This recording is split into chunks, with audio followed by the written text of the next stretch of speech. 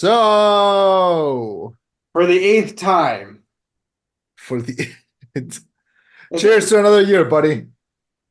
my man. Yeah. All right. So, we have this beautiful long-standing tradition of doing our top 10.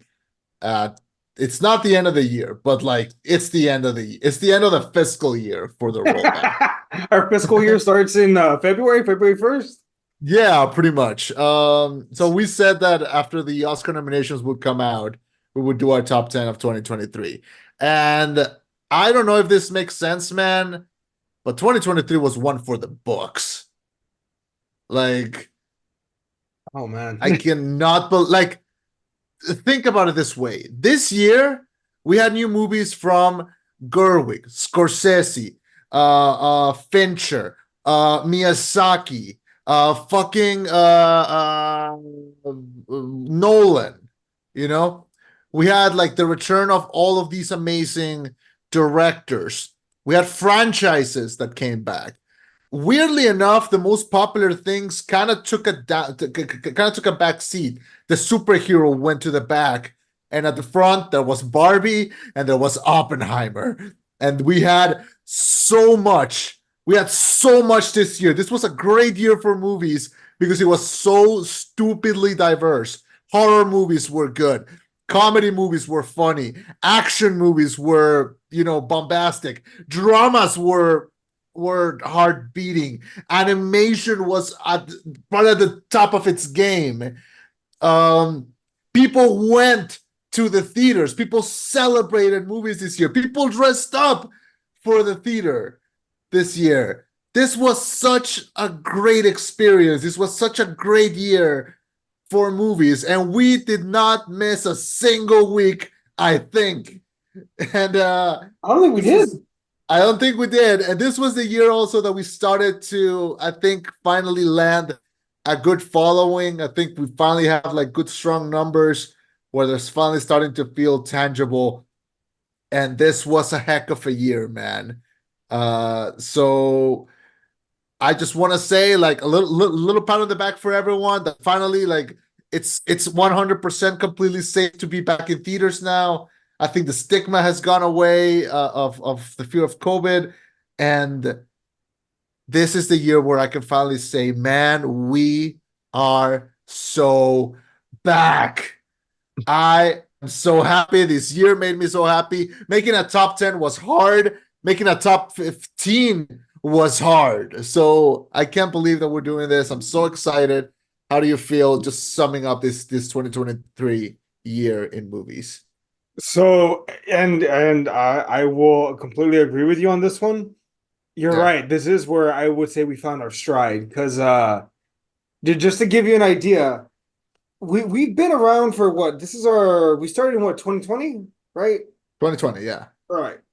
So to 21, to 22, to 23, 24, 4 years. We've been active for 4 years. 3 years. I mean, 2024 just began. Like, Oh, okay, fine, 3 years. So we yeah, 3 years. racked up more views in this last year. We racked up about 60% of our total overall views in the Yeah. last year alone, particularly since May. Like we shot the fuck up a lot. And we are played in countries we frankly have no business being in. Iran, Greece, Colombia, Russia. I know I did this once, Argentina, um, Israel, Denmark, South Korea, believe it or not, Croatia, Belgium, Poland, Japan, Brazil. Like, I think we've actually gotten a little following going. Our YouTube channel grew by 50% in a month this past month. It's So amazing. It's I'm, amazing. Finally, this I'm hard happy. work is paying off in a way, Yeah. and it feels great to hear that. And it feels great to be sitting here with you and doing this for the eighth year in a row. Jesus. You old yet? Not don't should be asking you that. Just because of all my damn gray hair? Yeah, I mean you are older than me, so Fuck. Not by much. Wait, by much? Wait, when were you born? you're like a full year older than me because you're December. I'm 93. November. I'm November '94. So yeah, it's like a full year. Son of a bitch. You're younger than Nikki. Oh, really? I did not know that. Yeah, you know, Nikki was born in October. But Oh no, God. I would have to say you're right. This year in movies was very entertaining, very good. I saw way more good movies than okay, let alone bad films. Trust me, there were some bad ones. Don't go watch Night Swim.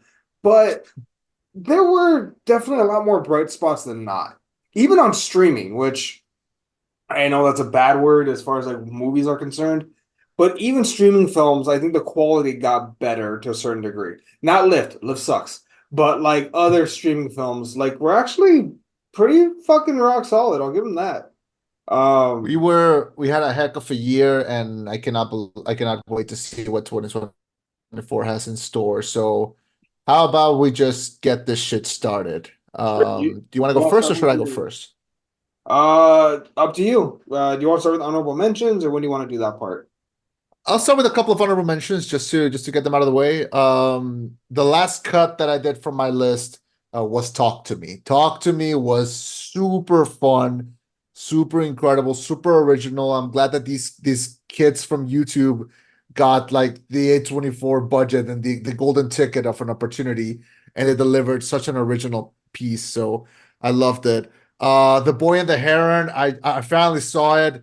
It's incredible. It's everything that Miyazaki is and represents. I simply adored it.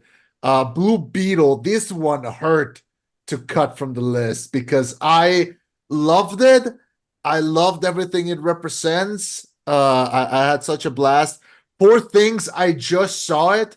I literally just saw it like last weekend, and man, what one of the most original, if not the most original movie of the year. Absolutely incredible, absolutely insane. Don't watch it with family. If possible, watch it by yourself. Do not watch this with family. Please, for the love of God, don't watch this with family. Um, Kaguya-sama Love is War, the movie. This was at the beginning of the year, and it was such a blast. It's one of my favorite anime of all time. So the fact that a full arc got a movie, it was great to see in theaters also. Scream 6 was great. I think my favorite Scream movie ever. But as the final Scream movie that's gonna be, I mean, it's a great way to end things. Guardians of the Galaxy Volume 3, again, also a great way to go out. One of the most fun Marvel movies in memory. Teenage Mutant Ninja Turtles Mutant Mayhem. Uh, adore this style of animation. I'm so glad it's popular. I'm so glad it's a big thing. I saw this 3 times in theaters, and I don't regret a single one. The Holdovers, which was also like super nostalgic and super soft, and I adored it. Wonka, which had a great soundtrack and a beautiful performance by Timichie. Uh, yeah, I think everything else was good. Like there were a lot of movies that I enjoyed, but that wouldn't end up on a list or like in a or like in a or like an honorable mention. But like other movies were great. Like the Super Mario Brothers movies was great. Evil Dead Rise was great. Saltburn was pretty good. The Dungeons and Dragons movie was great. Theater Camp, I had such a blast. I like the Hunger Games. I like the new Hunger Games. I like Five Nights at Freddy's. I just rewatched Mission Impossible, Mhm. Dead Reckoning Part One. It's so fun. It's such like that's one of those movies that I'm like, yeah, this is cinema. Like, fuck yeah, this is great. Saw 10 was good. John Wick Chapter 4, Elemental, Creed 3, uh fuck it. They clone Tyrone on Netflix, also great. Flaming Hot, Bo is Afraid. I watched a ton of these movies, and Waseda was a great one too. But yeah, I think those would be like the movies that I saw during the year that I loved, and the first that I mentioned were my honorable mentions. So yeah, that's everything else we're gonna talk about it in a bit. But yeah, Jesus. that's my backlog. Yeah. I and this isn't genuinely in no particular order. You covered a Yeah. few of them, but I'll mention them again. There's Creed 3. I remember the first Creed and the second Creed were both in my top tens last time. This one still great, but the bar was significantly higher this time around. The Holdovers, Teenage Mutant Ninja Turtles, Mutant Mayhem, Shizu, which is one that you didn't have. I really enjoyed it. It was stupid, but it was fun and I liked it. Um, Totally Killer, Haunting in Venice, Don't hate me for this one. The Flash. It's an honorable mention. It's not my top 10. It's an honorable mention, I yeah. had fun. I get why other people didn't. Transformers Rise of the Beasts, actually, I thought it was fun up until the third act. They dropped the ball a little, but I actually liked how fun it was. Um, Wonka, Killers of the Flower Moon. I get why it's so acclaimed. It's just should have had more Lily Gladstone. That's just me. Scream 6, Talk to Me, Nimona, and Saw 10. I'm sure there are Okay. several others that I'm missing right now. These are just ones I can come up of with the top of my head. And we did have some overlap, actually, in honorable mentions. But if Yeah. I can give the most honorable of mentions to, I guess, an honorable number 11, if it would have been, would be Flamin' Hot. Because that Oh movie yeah. fucking made me proud. Like, it reminded me of family. It felt relatable. I understood the whole concept of like doing what you have to for your family and stuff like that. And again, that one scene where he calls his wife and says, "Honey, we're gonna need more ties," I cried because that is a great fucking story. So this is one of my favorite parts of this. Mhm. It's when we say honorable mentions and I go, what the fuck? I thought those were gonna be on your list. Yeah. And now I'm like, well, shit, what is gonna be on your list? Because I was for sure thinking like, oh, he's gonna have Flamin' Hot and the holdovers in his list. And Really? like, you don't. Oh my god, this is gonna be interesting. Uh yeah, I'll be very straight up here. A lot of these are not necessarily movies that I would call like the best of the year, but if they have a sentimental reason, they're on the of list. course.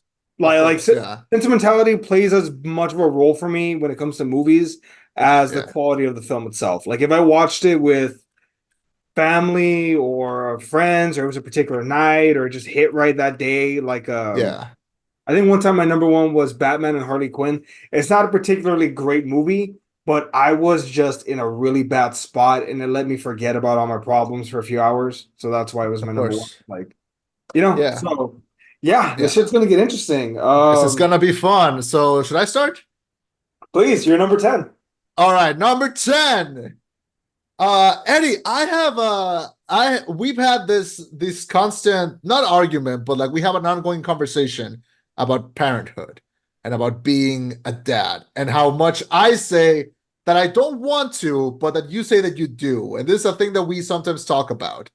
And I just want to say that as much as I don't want to be a father anytime soon, I do have some dad characteristics and some dad enjoyments. And this is a weird way of saying that my number 10 is probably the most dad movie of the year, and that is Air. Fucking knew it. Of course it Honorable is. mention on my Air was such a tight little piece of writing, a tight little piece of acting, a movie that really did not need to be as good as it was, a movie that did not need the attention of all of these famous people, and a movie that was could have been very easily dumb. But the fact that they made a movie about the creation of the Air Jordan and it was as riveting and as entertaining, and the ending made you feel good, like I like a good biopic and I like the story behind the story. So the fact that we had like all of these very interesting people just shooting this really sharp dialogue and probably one of the most 80s movies that I've ever seen. Like this is how good the movie was. I know what the Air Jordan 1 looks like. I own a couple of Air Jordan 1s. I went with my sister. We're both a bit like sneakerheads. yeah. And when they were hiding the shoe, like when they were going to do the presentation, everyone in the theater, we were all like, oh my God, what's it going to look like? We know what it looks like. But we were still so excited. Where is it? Where is it? I was literally wearing like one of my Jordan 1s like to work. Like I'm holding one in my hand. Like I love this idea. And the fact that it had us at the edge of our seats, like, my God, are they going to show the shoe? We know what the shoe looks like, but we were still so hyped because the movie made us that hype. This movie came out early in the year, and it stars and directed by Ben Affleck, and Matt Damon's in it, and Viola Davis is in it, and Jason forgot his last name. Jason Bateman is in it, and it's such a good movie to watch either in theaters or at home. It's a perfect stream watch. It's perfect to watch with your family. It's a great movie. It's all around great. It's not about the end of the world, but it's a movie that shows like a lot of numbers and history and about something. Sometimes things that are not as important end up being a bit important in that moment. And in that moment, all that mattered is if he was gonna take their offer. Even though we all knew that he was gonna take their offer, it was great to see it happen. So yeah, my number 10 is Air. Okay, all right. I completely understand. I didn't forget about it. I saw it pop up when I was running through to try and put my list together, and I remember thinking, I liked it, but I don't know if it's my best of the year. Yeah, So no, but I completely understand. If Air's your number 10, Air's honorable mention on my end. It was really good. it was really good. Um, Yeah. but for my number 10, I'm gonna go with a sentimental one, Five Nights at Freddy's. Really, Five Nights at Freddy's is a sentimental one. Yes, because it's a personal choice. It was good. It was funny. It was scary in a few moments, and it did a lot of world building, but there's still a lot more world building to go, right? This massive franchise. Yeah. I love this movie mostly because of the experience I had watching it. We took my niece and my nephews to go watch it. They had a world of fun, and I remember this is dumb, but this is one of those little things that like makes the day for me. We took them to go buy candy at the dollar store, right before, right? Yeah. But we go, and one of my nephews tells me, and this is my family name. He says, "Dito, should I get a Crunch or a Jolly Rancher?" And when I said both, his face just lit up. Like, I can have both. Fuck yeah, I'm your uncle. Of course, let's go. That's what an uncle does. God damn it. And it made this movie and this whole thing a family affair. Like, go watch the video review. My nephews are in it because one, they both like love YouTube. They like spending time with me. They love my office. It was a great family day for me. And like this Yeah. movie, Five Nights at Freddy's, it was lambasted by critics and it didn't deserve it because it was a fun movie. It wasn't trying to be the next horror epic. It's, hey guys, this is step one. There's a lot of stuff to do. I also didn't mind the story of the whole he's trying to he's trying to figure out who took his little brother. Surprise, bitch. It was her dad. I didn't dislike any of it. I thought it was fun. I think William Afton's gonna be a great villain in the future. I think it was a great experience. When I watched it in theaters, it was opening day, opening weekend, and it was a Saturday at like 11 o'clock, and the theater was fucking packed, and the crowd was all into it. I remember when Matt Pat popped up, like the whole crowd was like, ah, and it's sometimes the experience adds more to the film than the film itself. The film as by itself is good, but when you add in everything, it's more than some of its parts. That's why it's Of my number course. 10. Of course. I saw that with Jess. I remember we got like matching t-shirts with like Freddy. Yeah. And like a year ago I had given her like a little Freddy plush because she loves the game, so she loves like the fandom and everything. Mhm. And we went to see it, and it was so fun to watch. Not only watch the movie, but like watch her watch the movie Uh-huh. because she had like her plush and she was like holding it and like turning it every moment. It was so fun. It was such a blast. Oh, Honestly, one of the best. It was one of the best like movie theater experiences of the year. So good. yeah, Yeah. I will agree. It's on my honorable mention. I did have a lot of fun with it, but I Mhm. think I have a feeling that if they do when they make a second one, it's gonna go insane. It's gonna take it to the next level, and I cannot wait for it to go I that hope way. so. I hope so. Yeah, yeah. So that's your number My 10. number 10, sir, your number 9, please. Number 9, you mentioned we had good experiences in the theater. We also had great streaming experiences. This was a streaming movie that, not gonna lie, I would have adored to have seen this in the theater, but it was pretty nice to see it in theaters. Yes, yes, it is Nimona. It is, of course, it is Nimona. Oscar nominated Nimona. It was Okay, nominated? it was nominated for Best Animated Feature, Yes. and Okay, good, good, good. like before I talk about how great the movie it is the history of how the movie got made could be a movie in itself. How it was being done by Blue Sky, how it was killed by Disney when they acquired Blue Sky, and then it was picked up by Annapurna, distributed by Netflix, and then it got nominated at the Oscars, which are hosted on ABC, which is owned by Disney, and they got nominated and not Wish because this movie is actually really freaking good. Nimona tells the wonderful story of a really unlikely friendship, a disgraced knight, and this crazy, batshit insane, transforming girl who formed an incredible friendship, and they take on the world together back to back. And it's such a great story about acceptance and about change and about the status quo and about the way that we present ourselves to the other. And it's done in this beautiful, beautiful animation that I mentioned it when I talked about Ninja Turtles, but I'm so glad it's popular. I'm so glad it's popping. I'm so glad this is the future of animation. Some people are like, this style's gonna get old. Not for me, man. Not for me. I want this art style injected into my veins. Okay, I want to live in a world that looks like this. And Nimona was just another piece of the puzzle, and I'm so glad it exists. I'm so glad it's got the attention. I'm so glad Netflix saved it. I'm so glad everyone involved got got to be in it. Good for Indie Stevens. Like, good for them. Like, they wrote this little comic in the little home, and then now it's like an Oscar nominated picture. I'm so excited for them. I'm so happy that this movie exists, and I'm so glad people just keep discovering it. I love Nimona, and it's my number 9 on the list. Do you do you think Netflix is going to turn into a full franchise? I know there's No, I don't think so. huh? I don't think so, mostly because there's not another novel, but HBO Max is doing a series on another indie comic. It's called Lumberjanes. So we're gonna have more indie to go. It's just gonna be somewhere else Hmm. if Max doesn't end up throwing it in the trash. I doubt it. They need help, so I doubt it.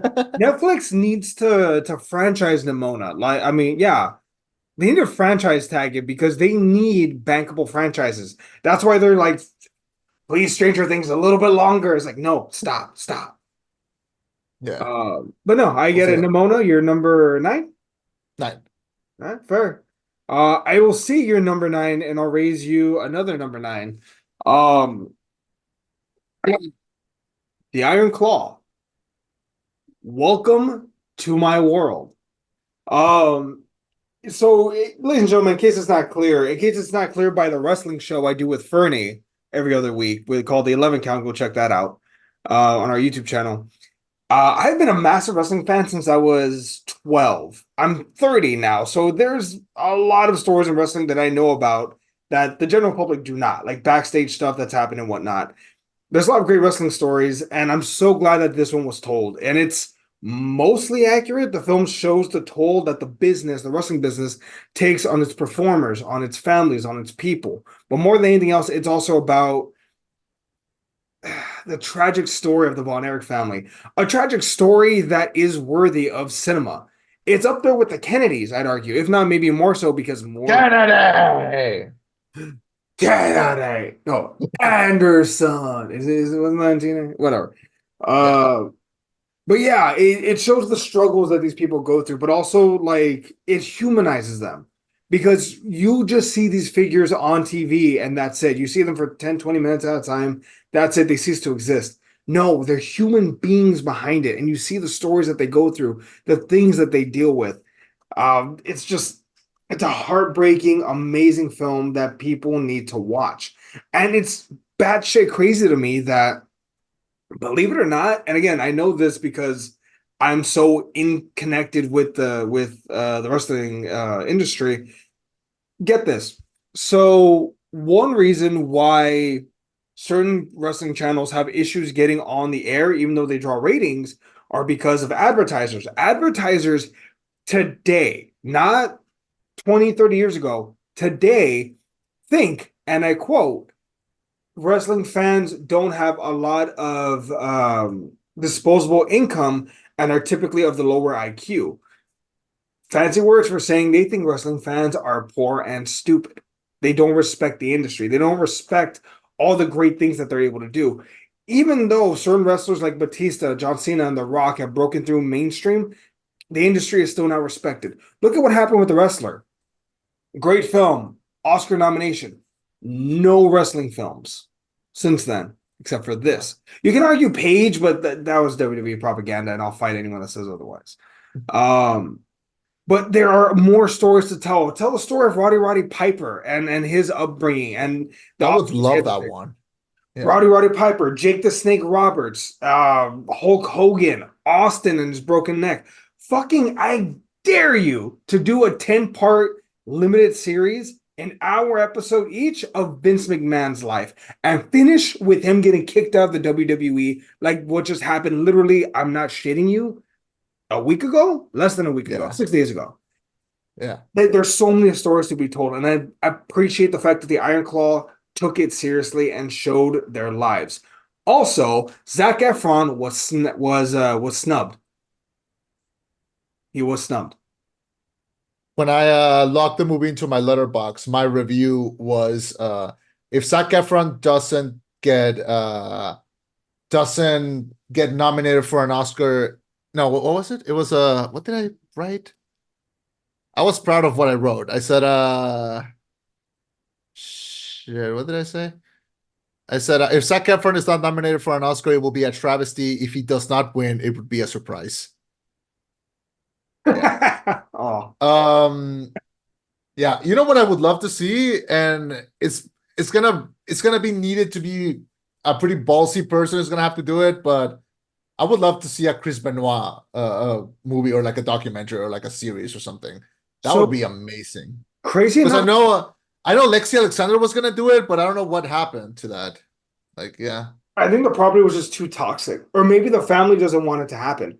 Maybe the Benoit movie might not happen until maybe his parents pass, because his son is still alive. Like he had two yeah, sons. yeah. Did Um, you see did I send you that TikTok? which one? It was like a TikTok that was like Oh, the Rumble. no, no, no, no. It was a guy who's like, wow, look at your pants. 2006 called, and then he gets on his phone and he's like, Chris Benoit did what? I didn't see that one. I saw. Were you the one that sent me the other one about the Rumble and Benoit? I think so, yeah. Oh my God! Yeah, it counts down to one. Da da da da Yeah. da da da da da.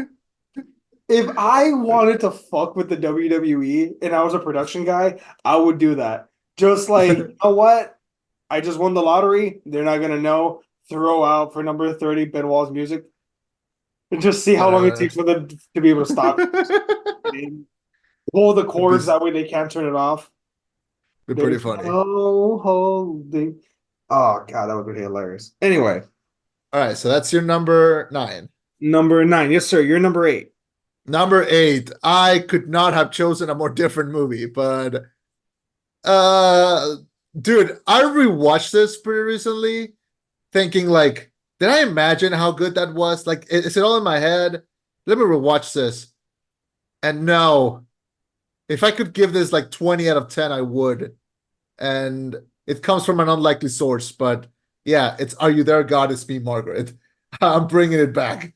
I kept it on the list. Yes. I said this Okay. in our review. I said this in our review. I was completely charmed by this movie. I thought it was so sincere, so honest, so quirky, so funny, so just one of those movies that like fills you up with life.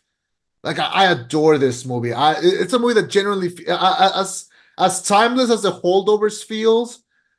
This also feels timeless, but it's more my style, which is weird because it's a movie about a teenage girl like discovering adolescence. But I felt so like I know, and I don't give a shit. Like this was so good. This was so charming. It was so well written. It was so well acted. To me, Rachel McAdams was snubbed for Best Supporting Actress in this movie because she was incredible. She gives it her all. And yeah, I don't have much to say. If you besides the obvious, listen to our review because that's where I say everything. But I adored it. I think the performances are great. The acting is great. The writing is great. It's a to me it's a perfect movie. So yeah, it's Are You There, God? It's Me, Margaret. Number eight. You just reminded me of a quote from Film Speak, and I think you're right, and I'm agree with you on this one.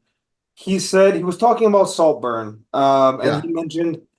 I think one of the positives I can take away from this is that the movies are healing. Cinema is healing because in 2023, the big franchises did take a step back. A lot of them did. Fast yeah, and Furious didn't perform as well. Mission Impossible didn't perform as well. All the superhero films didn't perform as well. Like yeah, it felt like someone was healing, and I think this is one of those films that shows it because Are You There, God? It's Me, Margaret is not a massive billion-dollar franchise spanning decades. It's just a wholesome little movie that did well, and sometimes yeah. that's all you need. And that's all you need. The mid-budget film is back. And Yeah. I'm so happy that it is. So yeah, this is a movie that I hope lives again through generations, much like the book has. So yeah, it's my number 8.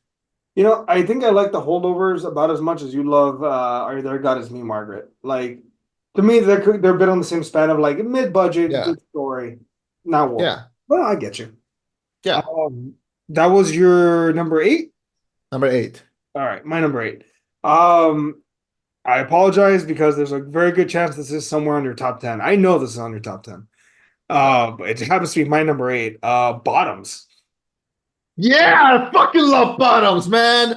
I just rewatched it a couple days ago, man. It was so fun. It is. So, like, okay.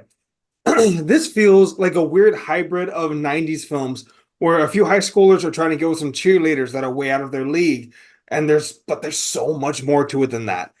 And I love the fact that the cheerleaders are standouts because they're not complete bitches, but they're treated as actual people. They change as the story goes. You think, like in most typical stories, it turns out the lesson is she's a complete bitch. You should have gone for the nerd next to you or something like that.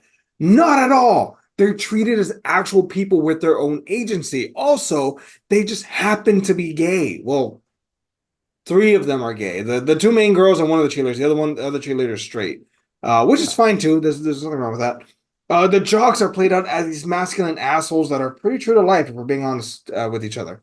Um, and all I can say is, I especially love that one stupid ass line that makes complete sense. That's so hypocritical. I love and support women, especially the hot ones. Especially Like, hot ones. yes, I get it. It's beating you over the head with the message, but sometimes if you deliver the line right and it's funny as fuck in the right film, it always works. Um, the main characters are funny as hell. There's so much subversion. The girls fight club beating the shit out of each other is awesome. I love the part when they fight the Yeah. opposing town's football team on the field. But I will die on this hill. They should have let Jeff die.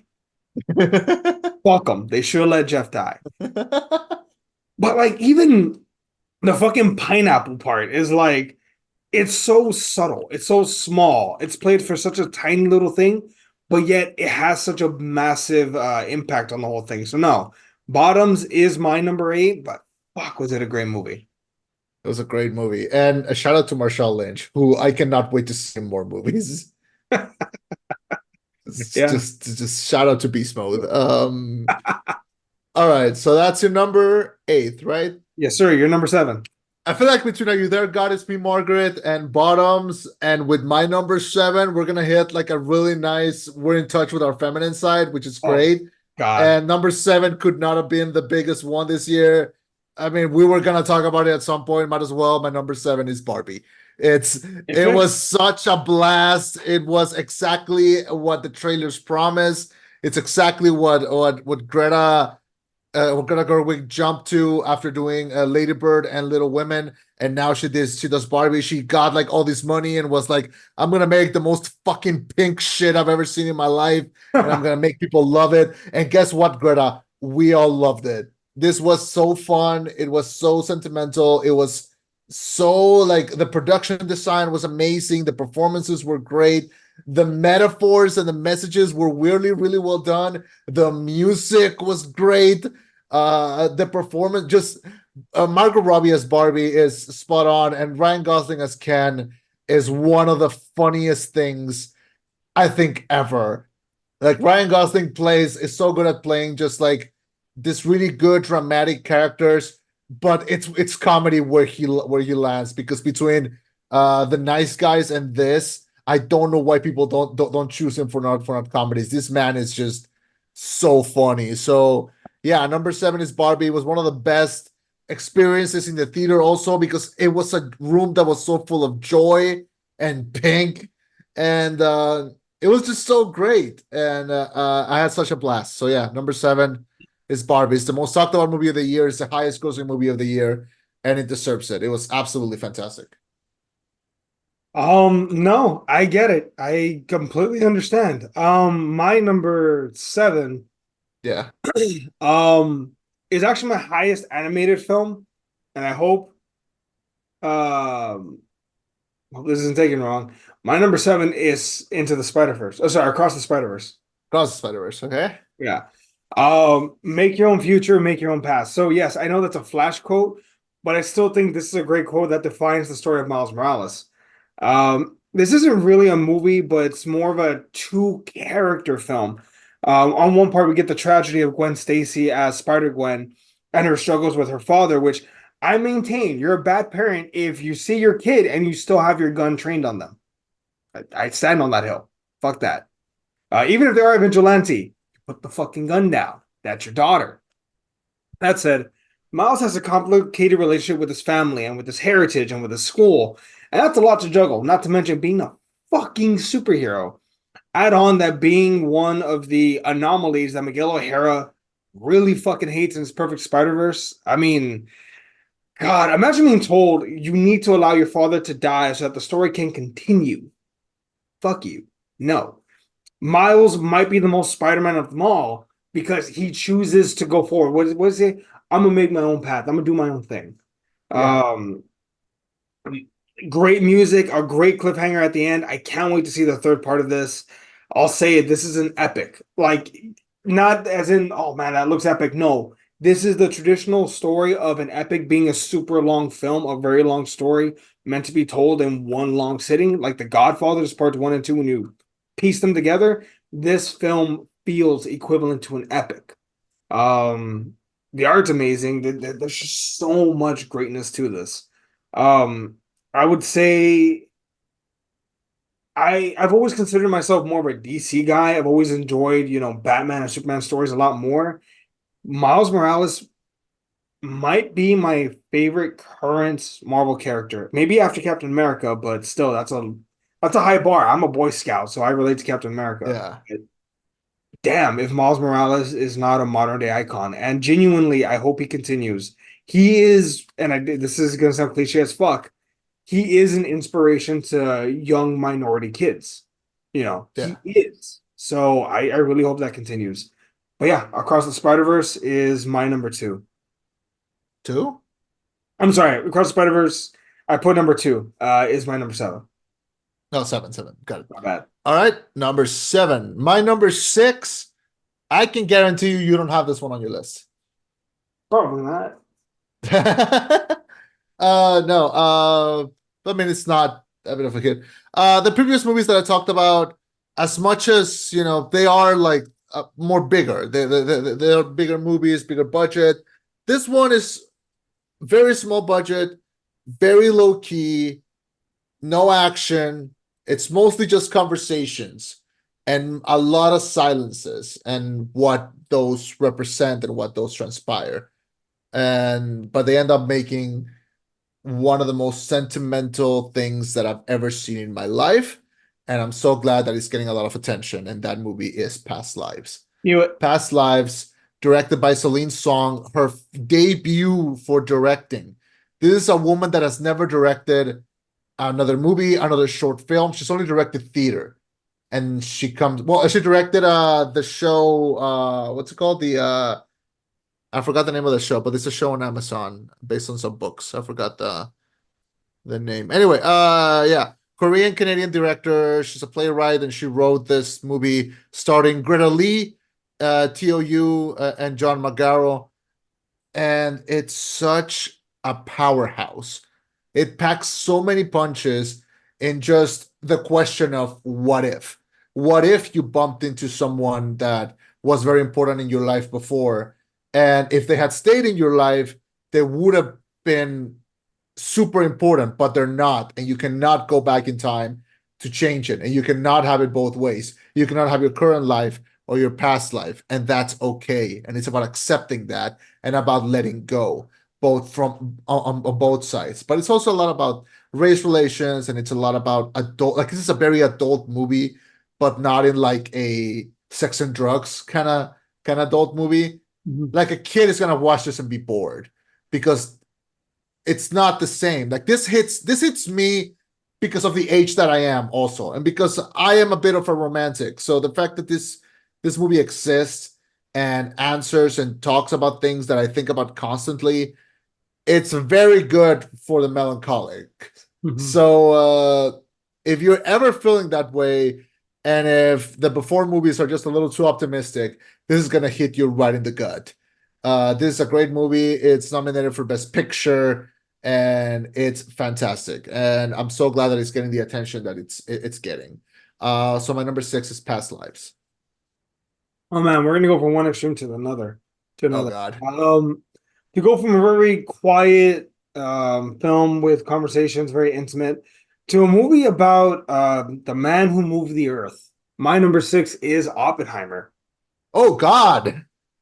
Yep. Go for it.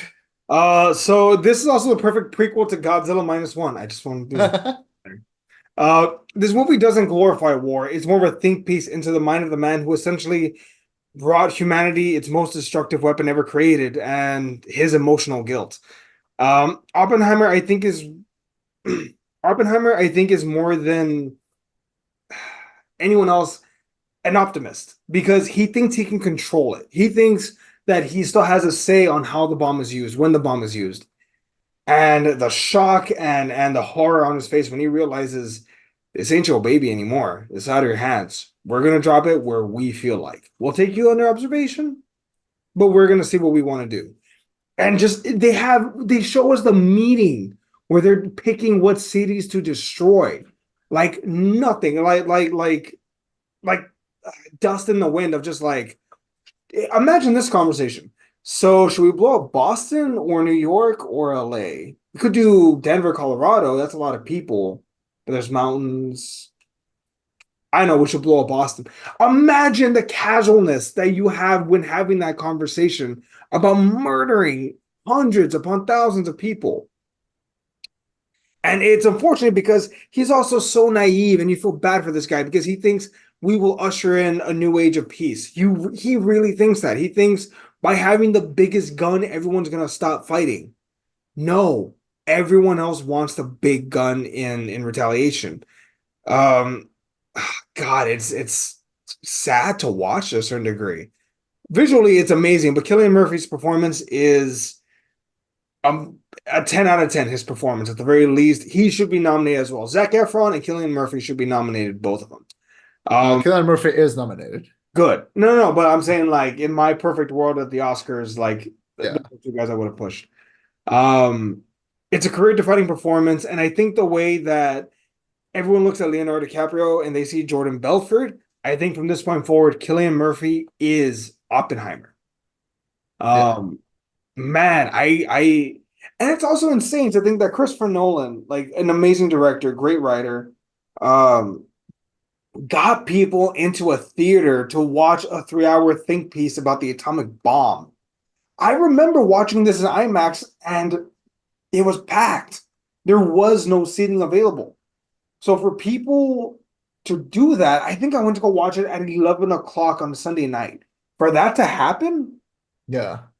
absolutely goddamn insane. Also, And also, the the movie's coming back right now to IMAX, and it's full again, by the way. I it is a legitimate film meant for IMAX. It's like, uh, look, watching the Avengers on your phone is fine. It's fine, but in reality, the best way to watch like Avengers Endgame is in IMAX. In that same sense, Oppenheimer, the best way to watch it is in IMAX. Because also, I guarantee you, you don't have the sound system that these theaters have. When that bomb hits, it sounds like a million gunshots going off that shook the theater. I heard it while watching Barbie the day before. I remember Barbie's just talking, and then out of nowhere, I'm just like, "Oh, that's Oppenheimer. I'll see you in a minute." But yeah, Oppenheimer, my number six, and we are halfway there. We are halfway there. All right, that's your number six. Oh, by the way, you mentioned Oppenheimer is a good prequel to Godzilla minus one. Huh? I'll put Oppenheimer in the middle. You should watch have you seen The Wind Rises? I have not. But do you know what it is? Not never even heard of it. So The Wind Rises is the previous movie that Miyazaki did before The Boy and the Heron. So when the last time that he said that he was gonna retire, it's an animated biopic about the guy who created the warfighter plane that Japan used in World War II. Huh. So you Okay. can watch this, then Oppenheimer, and then Godzilla minus one, and you have like a weird weird World War II through the artiste eye, if you'd like so. Also, I think you just like Wind Rises. I think it's got a lot of philosophy and a lot of really good stuff. I'm down to give it a chance anytime. Yeah. All right, so that's your number six. Number five. I can't believe I have this higher than you. Uh-huh. The Iron Claw. Really? Okay. I adored the Iron Claw. I saw it with you. I saw it in theaters with you. I mean, you had seen it before, but like I saw it with you. Yeah. And man, ever since I saw it, I have not stopped thinking about it. I knew nothing about the Von Erichs before watching this movie. Like I knew about them when I saw that it was announced, and I was in it because of, well, it's A24 and I like the actors, and I was like, sure, I'll watch this. I'm interested. And my God, this the story of these brothers and this family, and it's more about what goes on in the ring is what goes on in real life. And it was so intense, so incredible that this is a true story, and that it's not even the complete story. That there's so much more, but they decided to just trim up the fat because it would have been too depressing. Since yeah, because it's not depressing either way. They You cut go out into an the extra death, theater, by the way, folks, in case you didn't know. yeah, another brother. And like, but this movie was so good and it was so well done. Like it was like 2.5 hours and it kept me interesting every second. The ending is one of the biggest gut punches I've ever had in a movie. And like it's a movie that made me feel for the first time something that I've never felt before. And I told you this when we were walking out. You asked me like, are you okay? And I was just looking at the ground and I was like, I don't have brothers. Like I don't know what it's like to have brothers. Like I'm never gonna know. I'm never gonna know what that's like. And then like you and Jimmy were so nice. You were like, "We're your brothers, Chairman." I'm like, "You guys are my brothers, man." And like it's as close as I'm gonna get. But yeah, I can't believe you being the wrestling fan. I can't believe you didn't have this higher. But no, I loved it. I adore the Iron Claw. Number five for me, absolutely snubbed at the Oscars. He should have been nominated for everything. And also, Kevin Von Erich is still alive, and I got to see like a couple of interviews of him. Uh-huh. He seems like such a great guy. Like he seems like a genuinely like good dude, and I really like hearing his story here. Yeah, I think Zac Efron played him very well as far as being a very humble but decent human being. Uh, Yeah, I think that's the biggest thing. yeah, God damn, they need to do more wrestling films, more biopics, because their stories are fucking insane. Um, yeah. I'm so glad you like this so much. I can't believe you have it higher on your list than I do. I adored it, man.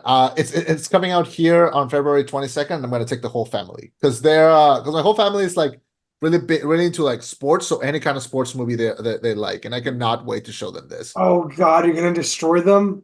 I know, I can't wait. You're a fucking monster, Gemma. Jesus. I cannot wait. Um, God damn. Okay, so you're number five, the Iron Claw. Yes. My number five is a movie you already mentioned. I can't believe I have it higher on the list than you. Barbie is my number five. Oh, yay. Let me say a few things. Yeah. When the first trailer came out for this, when the teaser trailer came out, I remember I told you guys, I don't know what the fuck this is. I watched the trailers, the official trailers. I'm like, I have an idea, but I still don't know what the fuck is this. This movie had no business being as amazing as it was. It was a feminist film that explores the ideas of patriarchy, relationships, independence, and morality to a certain degree. It explores toxic masculinity, toxic femininity, which props to you for that, for having the balls to look them in the eye. Um, this film runs the gambit of being funny. It's a musical, it's a drama, it gets serious, but it's satire. And I have I'm Just Ken on my workout playlist. I'm not joking. I have it. When I'm having a particularly tough chest day, guess what? I'm Just Ken for the bench press every time. American Ferrer's speech about how hard it is to be a woman. I understand. I'm a man, but as a man surrounded by strong women all around him, from his mother to his sisters to his wife, like, god damn. And I'm a future father, and I appreciate this film. This movie does a lot to speak about current ideals and lessons to be taught. I got to imagine that there were a lot of young kids that saw this film. And when I say young, I don't mean 5-year-old. I'm talking young teenagers, impressionable people, young people that are growing, going through puberty, figuring themselves out from positive and toxic masculinity of Ken and the patriarchy to I'm just Ken, put your hand in mine, and saying it's okay to talk about your feelings. It's okay to be different. That message for certain kids, particularly I would say the boys, to girls, the idea that they're talking about we have to work together, we have to stay together, protect one another, don't tear each other down. I understand those messages have been done before, but I don't remember the last time a $1 billion film said, "Hey, be nicer to one another." The satire of we here at this company love women, and the entire fucking board is nothing but guys. Yeah. Like the balls to make that joke and the absolute absurdity. There's often times where I can look at a movie and say, well, this is a small change I might have made. Barbie is legitimately a film where I can't think of a change, not because there should be, I'm not saying that there should be, but because I can't even wrap my head around the concept of how the fuck this thing was made. It's like Everything Everywhere All at Once. I don't know where this came from, but I'm really glad it happened. Yeah, I agree. Well, I share the same sentiment as a couple of places ago, but yeah. Yeah. My man, you're number four. Number four.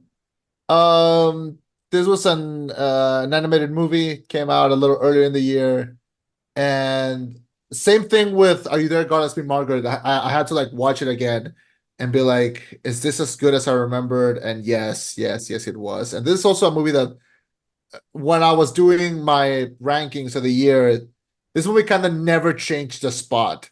It kind of always remained here, Mhm. as it should be. And not a lot of people talked about it when it first came out, and not a lot of people are talking about it like afterwards.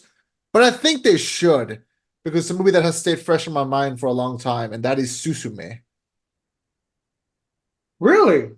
Yeah, Susume and that beautiful little wooden chair that could just have stayed fresh in my mind ever since I saw it in theaters and ever since I rewatched it. It was put on Crunchyroll and I got to rewatch it.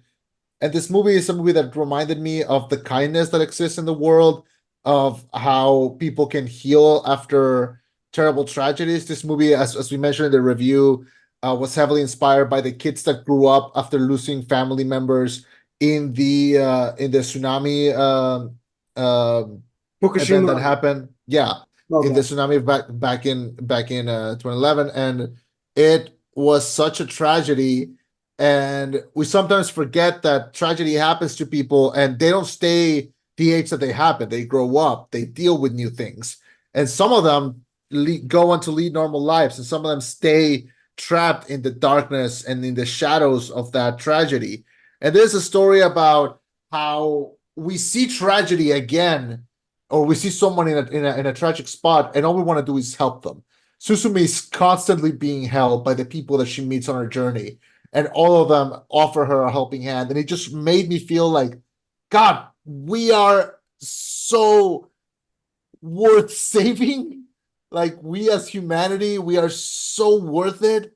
And this movie just made me feel like that. And any movie that makes you feel like that is a good time. I love Makoto Shinkai. He's one of my favorite directors.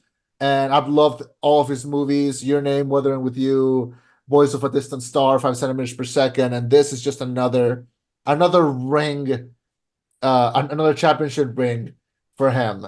It got nominated for best animated feature at the Golden Globes, not for the Oscars, but that was a close race. So it was good to see Susume get so far, just how she did in the movie. So yeah, this is a great movie about growing up, about growing up in a family where you only have like one distant family member. It's about love. It's about acceptance. It's about cats. It's about magic cats. The Japanese love their magic cats, and it was just also funny. Like the side characters were funny. Like the aunt was great. The scientist friend who owed him money was Oh great. yeah.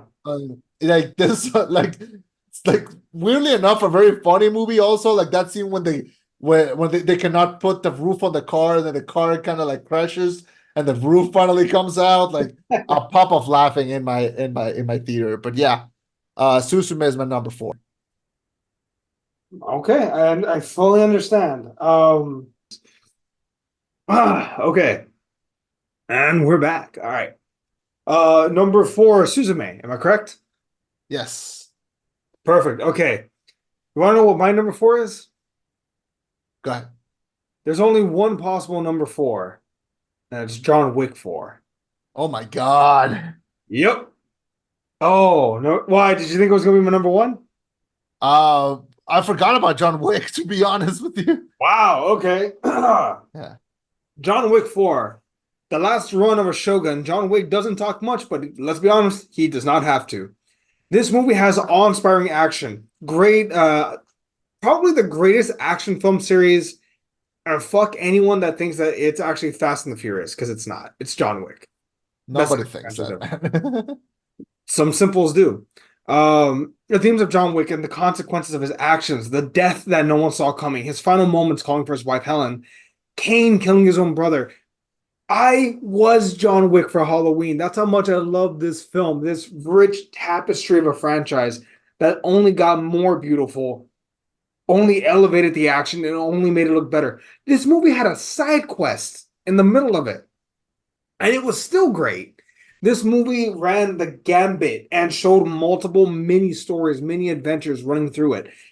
Outstanding action sequences. The Miami Vice, is that what it's called? Hola Miami. Hotline Miami, thank you. That scene from over the top, they used dragon shotgun shells, which is something that's damn near unheard of nowadays. They found a way to continue to elevate, and I have no idea how the fuck they did that. Not to mention the fact that somehow they killed John Wick in part four. It was already confirmed that they were doing a part five. How do you do it without Keanu Reeves? How do you do John Wick without Mr. Wick? I know they're doing the ballerina film. That's its own thing. That's its own isolated thing. I don't know how they're going to do the next part. The director even said that they'll go through slumps where they do a John Wick movie and they're like, all right, we're done. We're never doing it again. And then they're like, well, fuck, we have another story to do. Like, they have to cool off for a few months. Um, I don't know how they're going to do the next one, but if this is the last run, I was privileged to have been around to watch four of the greatest action films ever released, all when they first came out in theaters. I was lucky enough to watch the first one in theaters with Nikki post Valentine's Day. Like, man, John Wick is such a great franchise. It shows that action movies don't have to be stupid. They can be well thought out, great stories, and we can still have great modern day original characters. John Wick was not an existing property before the first one came out, but it was so damn good. Ah, and I'm sad because I know I'll never get a franchise quite as good as this ever again. It's a real possibility. Honestly, for a movie that should have been just like a bargain bin movie, the first one, I can't believe it got like rescued and it's become one of the best modern day action series of all time. Like, how often can you say that the movies only get better? Remember how beautiful this movie was when he was in Tokyo against the red Oh skyline yeah. and the blue lights? Remember that? Yeah. Remember the battle sequences that make no fucking sense in these places that are like, why the fuck are those lights in the middle of this room? That's not practical. Yeah, but it looks cool. Because it looks Fucking cool. question. That's Yeah. it. Yeah. Um, what was it? The fucking even the part where they're playing cards and it's like Dead Man's Hand. Kane is somehow able to be like two nines. How the fuck do you know that? I just do. Yeah. Like, goddamn.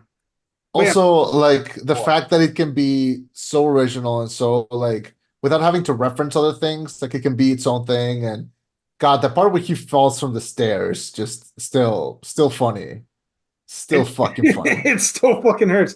And like, oh god, the part where him and Abel climb the stairs once more as brothers just to do battle. Do you know how batshit crazy that is? To be like, hey man, I know we're gonna kill each other in like 2 minutes, but like, you want to help me up these stairs?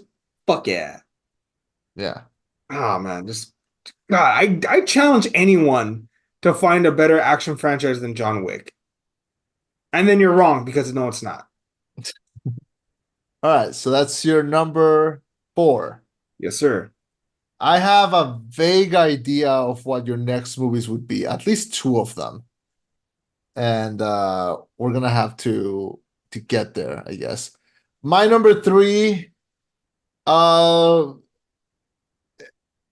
this was so hard, okay? Because my top three, every day I was changing the order, okay?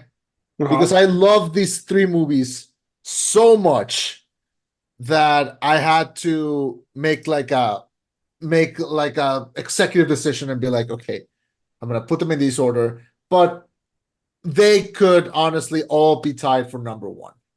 Okay. Uh-huh. But that's just something I'm saying, to make myself feel better because they are in this order Disclaimer. because I am done lying to you and I am done lying to myself. Okay. Okay. So number three, this was my number one for so long, but Spider-Man Across the Spider-Verse is my number three. Okay, there This it is. was such a tour de force. This is the genre of animation grabbing you by the collar and being like, look, look, look, motherfucker, look. Like, this is what it's possible. If you just fucking pick up a pencil, look what can happen, man. Art. Look, art. Like, I was becoming like that guy from the Iron Giant who's like, art. Like, I was just on a year where we felt lambasted by the rise of AI and so-called AI creators trying to create art out of nothing. This is such a pinnacle of like you watch this and you go like no computer could think about this. This came out of souls. This came out of like human interaction. This came out of love for a franchise and for a character that is constantly evolving, that each one of us feels identified with, at least in some way. There's a Spider-Man out there for all of us. And this movie just represented that and showed that in ways that no other movie can. This was such like you said it's an epic. It's almost 3 hours. And you can tell this movie's good because we were sitting there for 3 hours and the movie cuts and it says to be continued. And literally my whole theater just stood up and we were like, no, come on. Like, why? No, like, no, like we were ready to be sitting there for another 3 hours. We were ready, man. Like, we were so in the zone. That's how good a movie is, where it keeps you like that. And my God, you said it yourself. Miles Morales is a modern icon. All these characters are great. The fact that we get to see all these Spider-Man just flying together on a world where we're so overblown with multiverse stories. This one is the one that made it popular from the beginning with Into the Spider-Verse, and it still keeps it going. Shout out to literally everyone that was involved in this movie. You all deserve fucking Oscars. This was great. Congratulations. Have all my money. I can't wait for the next one. I don't think you're alone, man. I think there's I have a bunch of the pops actually. I have four of them. Yeah. Myself. I I got to imagine. Bear in mind, I think the spots numbers one and two are Batman, Superman, right? They can scoop those out, whatever. Slot three is very clearly like Spider-Man, right? Yeah. Peter Parker. I would say Miles Morales is very much catching up, Yeah. if not maybe surpassing, because I'm pretty sure Spider-Man 3, the video game, might just be a Miles Morales story. It might not include Peter Parker. Yeah. Maybe they're slowly transitioning into that, which I don't hate that idea. I don't hate the idea of Peter actually passing the torch and being like, it's your turn. That would be a very nice change of pace. It would be great. And I played the game. Mhm. I had a great time with it. I think the gameplay is incredible, but like yeah, it does end in a I'm guessing you saw like a video essay or like a review or something or like a gameplay. A couple. And I know yeah, I don't like the Colgate uniform. I'll just say that. oh, the yeah, not everyone liked that. It was very much an Adidas product placement. Um But no, that game was super fun, and yeah, I can't wait for the third one, and I can't wait for the third Spider-Verse as well. But yeah, but that's my number three. Fair. Okay, my number three is something you already did mention. It was in your honorable mentions. Funny enough, actually, John Wick 4 and my number three is Guardians of the Galaxy Volume 3. Amazing. Cannot believe that. Um, Okay.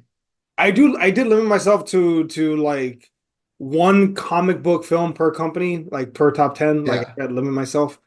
Well, there are years where like my top 10 would have been filled with comic book films. This was not one of those years. Yeah. But Guardians 3, a lovely image, really sentimental. I This movie got me emotional in a lot of sequences. We saw the tragic and damn near like emotionally torturous origin story of Rocket Raccoon. Um, and him coming to terms with being a raccoon. Because remember, every time they call him a raccoon, he's like, "Fuck you, I'm not a raccoon, my name's Rocket." And he finally takes that name on when he says, "The name's Rocket, Rocket Raccoon." It's him, I don't want to say claiming his name, but accepting himself for who he is and his origin. I'm gonna be honest with you guys here. Part of what made me very emotional is the fact that Rocky Raccoon does remind me a lot of my three dogs.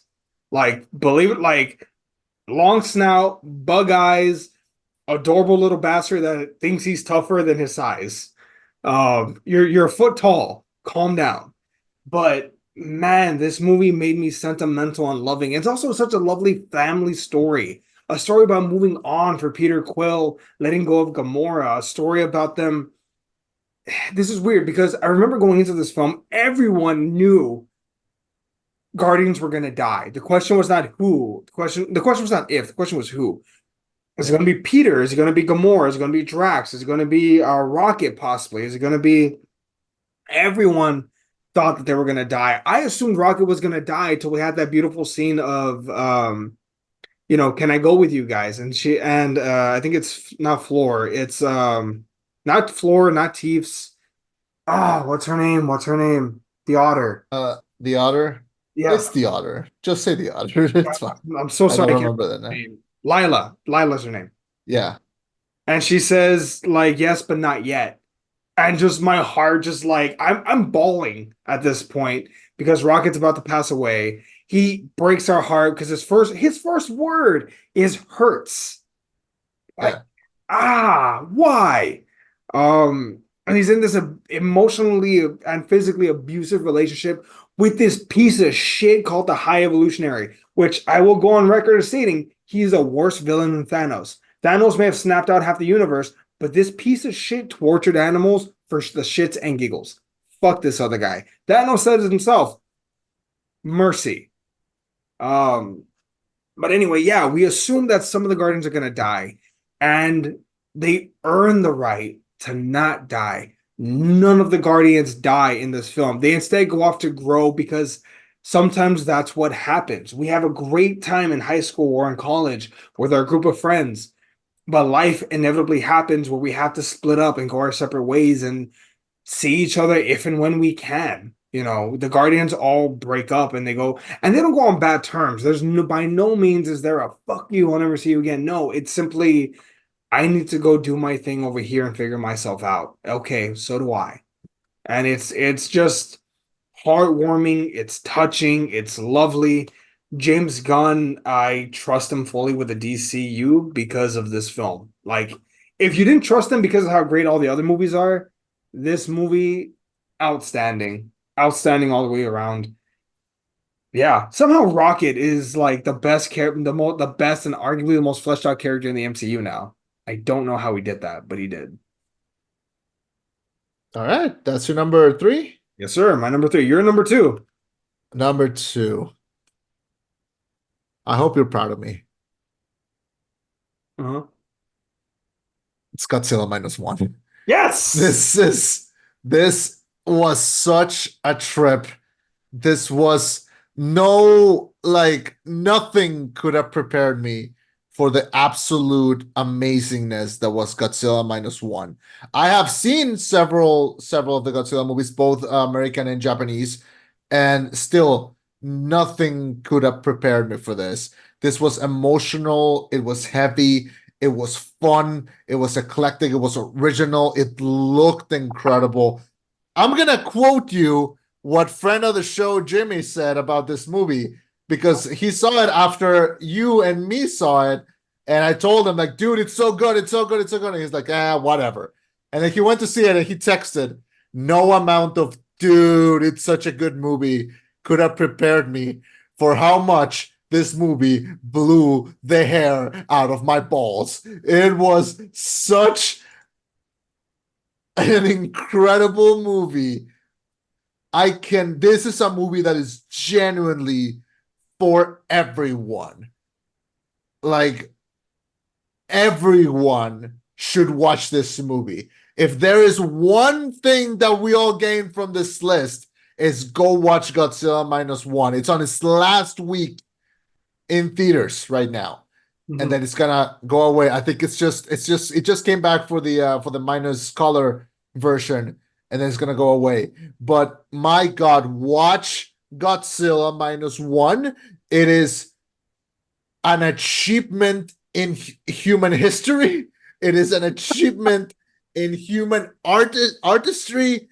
It is such an empathic movie, such an original take on Godzilla, such a modern and timeless take on Godzilla, and also on the effect that it has on the human race.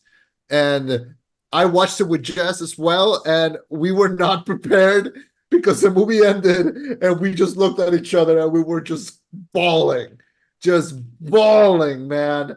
It was amazing. It was such a great memory that I think we're both gonna hold on to, and I'm never gonna forget this one.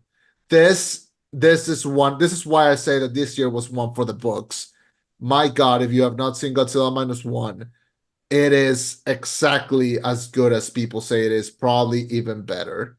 And that is the highest praise that I can give it. It's on number two on my list, but I have a feeling that I'm going to be constantly coming back to it in the following years. So yeah, number two, Godzilla minus one. I have a guess on what your last two movies are, but I don't want to steal your thunder. So go right ahead. I just noticed four is John Wick 4, Guardians 3 is number 3, number 2 is Aquaman 2, and The Lost Kingdom. You are a liar. Yeah, yeah. You are a Godzilla liar. minus one, actually. What, really? Godzilla minus one is my number 2. Oh my God. Okay. I thought it So, was gonna be the other one. Okay. so you know what I felt like after I watched Godzilla minus one, and I found out about, oh, it's gonna come to the U.S. and I saw it, and I saw how packed the theater was. You know what was my first thought? It's gonna blow the hair out of my balls. No, no, no, no. Have you ever seen Brooklyn Nine-Nine? Yes, I have. Okay. In honor of Captain Holt, Vindication! Yeah. For being a fan, like I will beat this horse until it's dead and I'll keep going. I've been a fan and loved Godzilla since I was a small child. Fuck Jurassic Park. Those dinosaurs can go suck a dick. Godzilla murder all those bastards without using his atomic breath. I loved Godzilla growing up. So to not have any new Godzilla stuff for about 10 years between Final Wars and 2014, it sucked, but I understood. Then we got Hollywood Godzilla, Legendaries Godzilla. I'm like, this is awesome. I love this.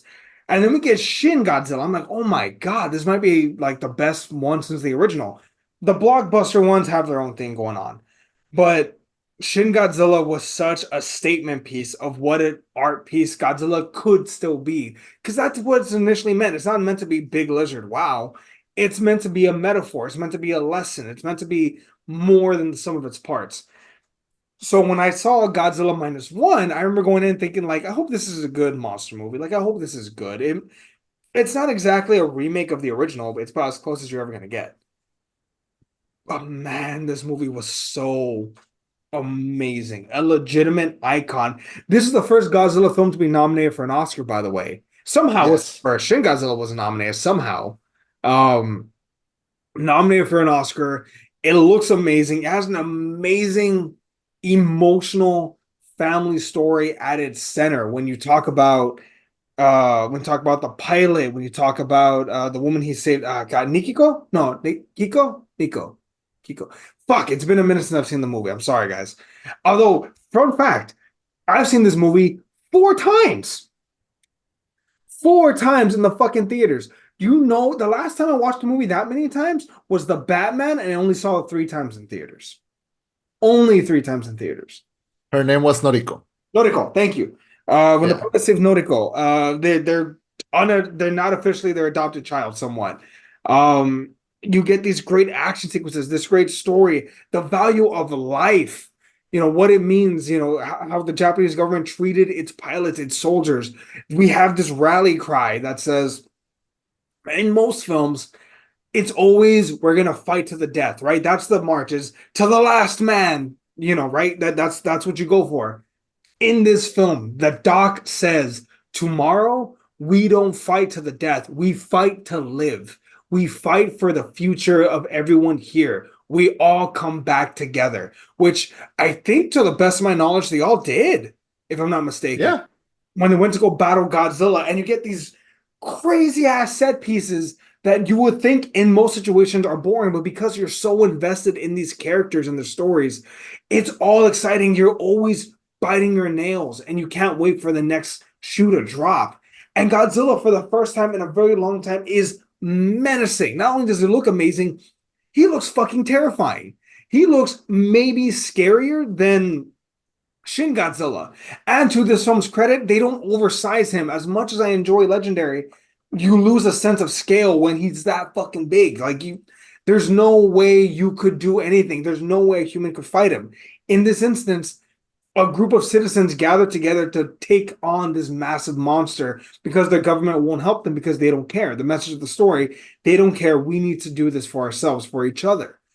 And it's just outstanding all the way. Talking about PTSD and survivor's guilt, I'm grateful that this film was made, and I'm so grateful that it broke through so many social limits, because for a long time you were ashamed to be a Godzilla fan. It wasn't mainstream. It was something that you keep the DVDs in the back. And now he's at the forefront, and I'm so grateful for that.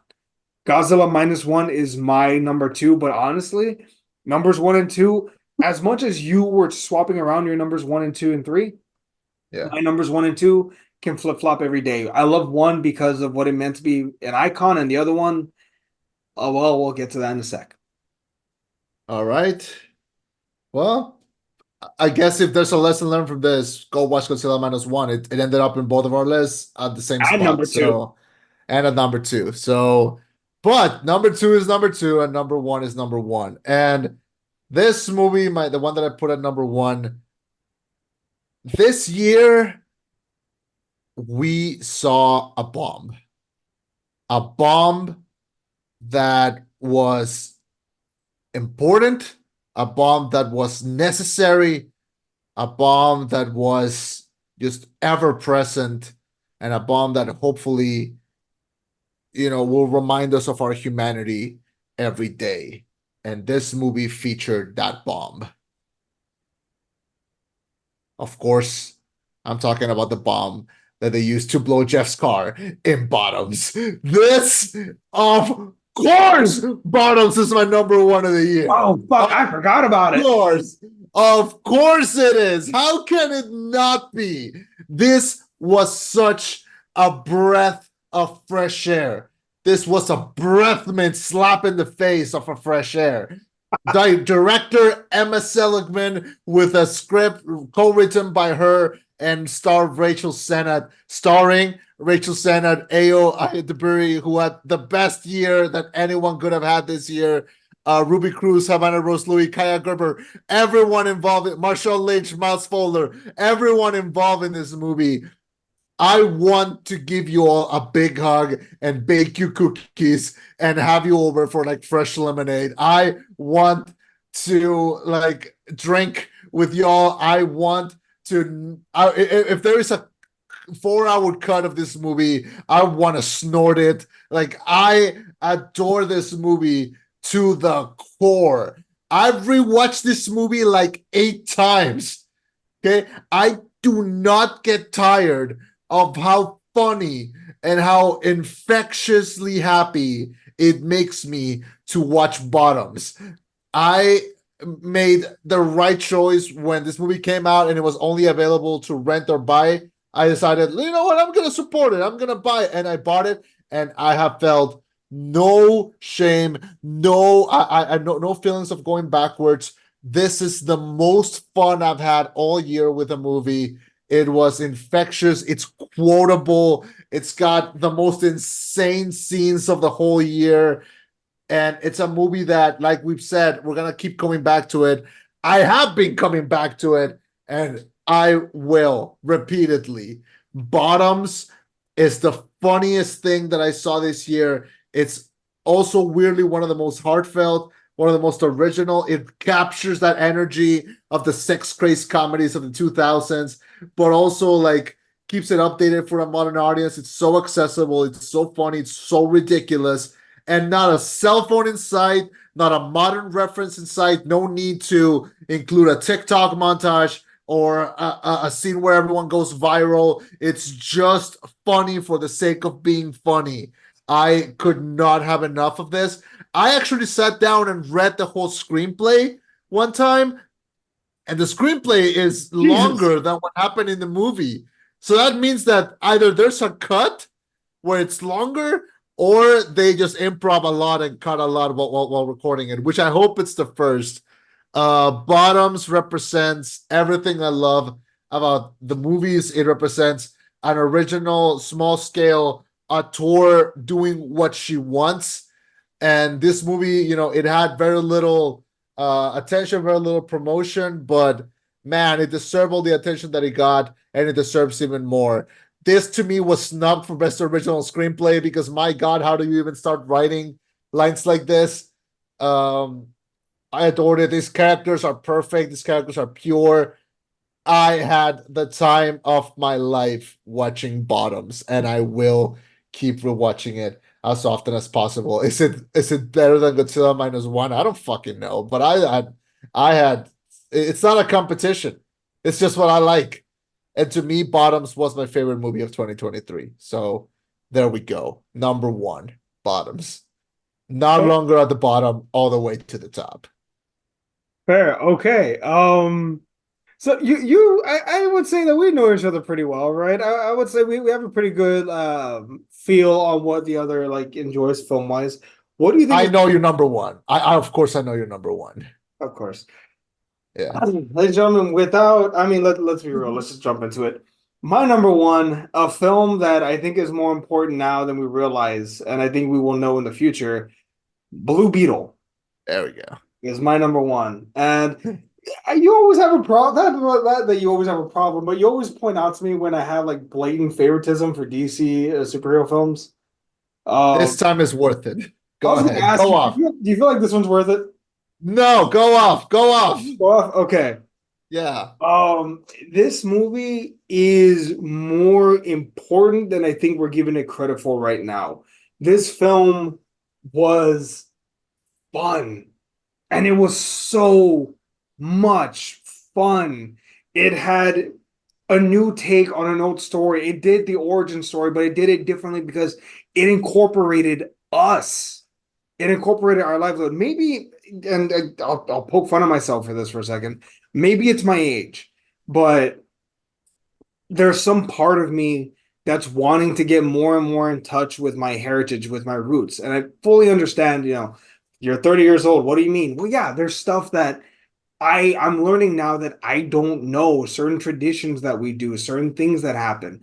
And so for this to be so entrenched in I want to say Mexican, but maybe Hispanic culture, Mexican culture in general at large, for this to be so entrenched as a family story. It's a Hispanic, it's a Mexican superhero story that actually incorporates a lot of us in it, mainly the fact that it's family centric.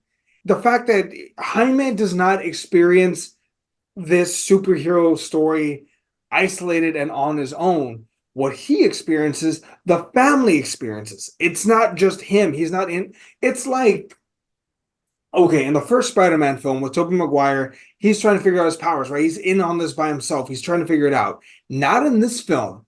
That shit goes out the window immediately. The family knows who he is. They know he's Blue Beetle, and they're trying to help him. They're trying to save him. Mark, contrast with an evil corporation that's, always good to go, but also a villain that's just mean for mean's sake. Someone that you can almost understand because of the blatant sexism that cost her a very, not just a high paying job, but ownership of an entire company that, frankly, she did help build.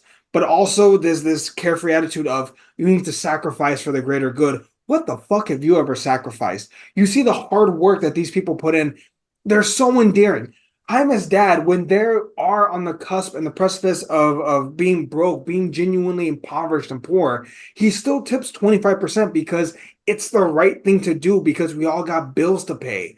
Like those little things of taking care of each other. This is going to be a dumb thing to equate into this, but it's relevant. The Valley is one of the few places that I'm aware of where if you break down, like if you get a flat and you go to the side of the road, within 2 minutes, five different cars are gonna stop to ask, "Are you okay? Do you need help?" Because that's the attitude. We're in this to care for one another. Ideally so. More than anything else, also, I see my family in this. Your dad that cares too much, that loves you, that wants you to be okay, that supports you, that even when shit's going wrong, he's gonna have a smile on his face because that's what heroes do. What was it? What does All Might say? What is it? What is it? He always has a smile on his face, even when he's scared, because he needs everyone else to know that's going to be okay. That's Yeah. what a father does. That's what my dad always does. Even when his back is against the wall, he says it's going to be okay. And you believe him.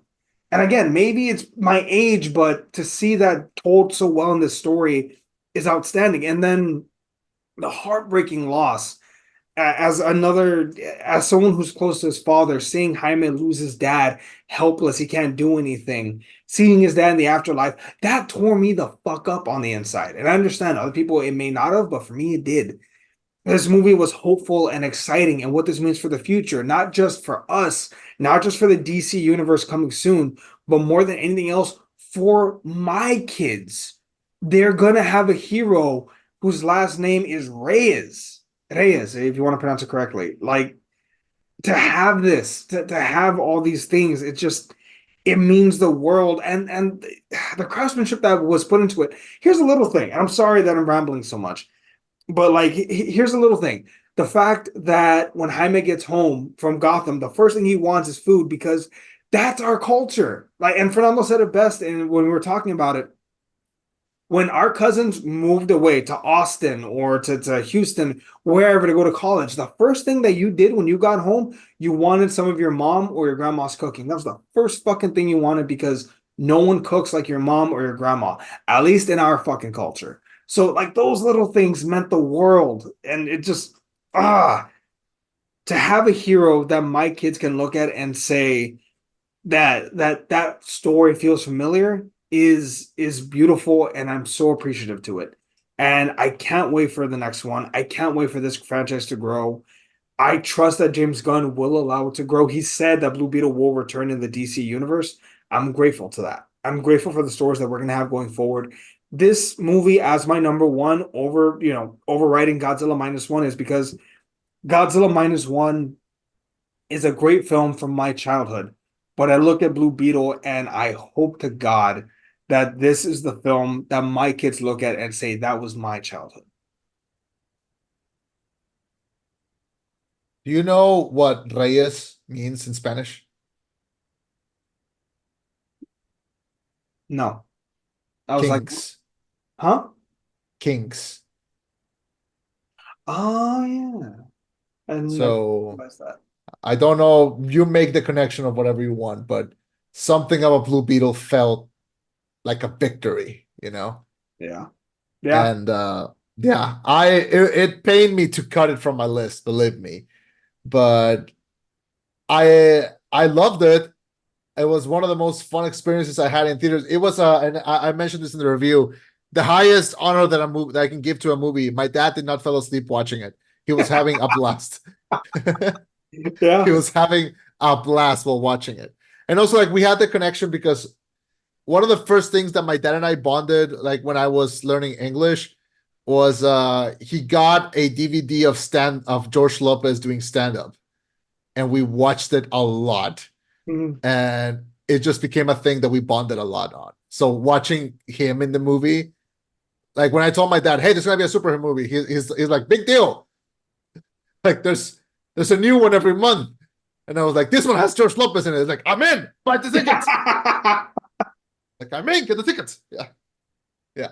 So yeah, Blue Beetle is definitely one to watch with the family and everything. It is. I called it in a review. I called it like it's a cliche superhero movie, but the thing that takes it out of being cliche is the family aspect and it's the Latino aspect. So yeah, definitely Blue Beetle is another one that I really like this year, and one that like I said, if I could have done a top 15, I would have been very happy because I would have talked about way more movies. But Mhm. yeah, those are our top favorite movies of the year. Those were our top tens. Man, I have a good feeling about this year. Not only in the movies that are coming out, but also in like the channel growing and everything. And I cannot believe that we have not gotten tired of this and that we have not stopped. So This is I'm proud therapeutic for of me, us. man. This is therapeutic for me too. This is a time where I get to have so much fun. And yeah, I can't believe that we've been doing this for so long and it's still going. And we haven't gotten sick of each other and we haven't gotten sick of doing this. So thank you. Yeah. Thank you for not leaving. And Thank you, everyone that's still listening to this long ass episode thank you, too. everyone. Thank you, everyone that's joining us. And please share your favorite movies with us.